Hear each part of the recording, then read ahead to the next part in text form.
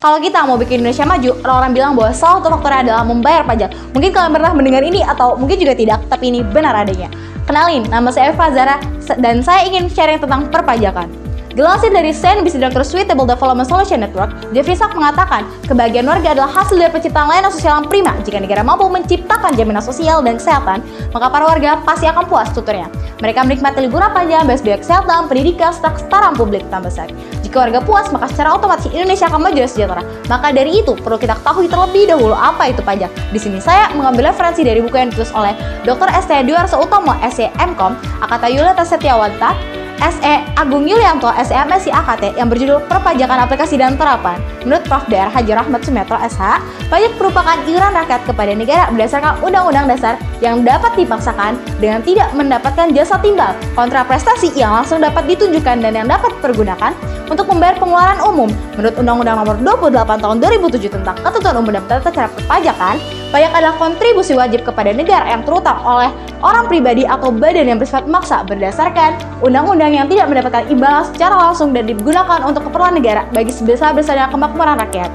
Pajak secara kewilayahan terbagi menjadi dua, yaitu pajak pusat meliputi PPH, PPN, PPNBM, PPB, dan lain-lain. Pajak daerah meliputi pajak provinsi, yaitu pajak kendaraan bermotor, pajak permukaan, pajak rokok, dan lain-lain. Lalu ada pajak kabupaten atau kota, yaitu pajak hotel, restoran, hiburan, reklame. Siapa aja sih subjek pajak penghasilan?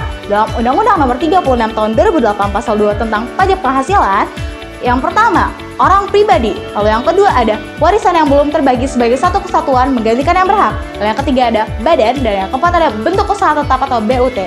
Ternyata di kehidupan sehari-hari kita sering menjumpai pajak, hanya saja kita tidak tahu bahwa itu merupakan pajak.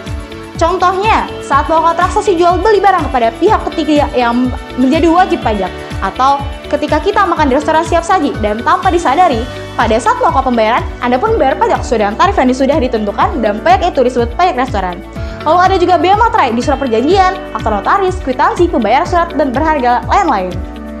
Jadi dengan taat membayar pajak, manfaat yang bisa masyarakat terima yaitu fasilitas umum seperti infrastruktur, jalan raya, jembatan, sekolah, rumah sakit, pertahanan dan keamanan seperti bangunan, sejarah perumahan, hingga gaji karyawan, subsidi pangan dan bahan bakar minyak, kelestarian lingkungan hidup dan budaya, dana pemilu, pengembangan alat transportasi massa, dan lain-lain. Maka dari itu, kita sebagai pelajar demi terwujudnya Indonesia yang maju dan masyarakat yang bahagia, mari kita mulai menyadari pentingnya membayar pajak, termasuk bagi siapa saja yang sudah berpenghasilan dan sudah mencapai batas bayaran pajak, termasuk pelajar seperti kita, serta mengedepankan orang atau mengedukasi orang lain agar sadar akan pajak dengan mulai taat membayarnya. Mari sama-sama kita majukan Indonesia dan menjadi warga negara yang taat membayar pajak sebagai bentuk cinta air kita terhadap negara Indonesia. Terima kasih. Sekian dari saya. Wassalamualaikum warahmatullahi wabarakatuh.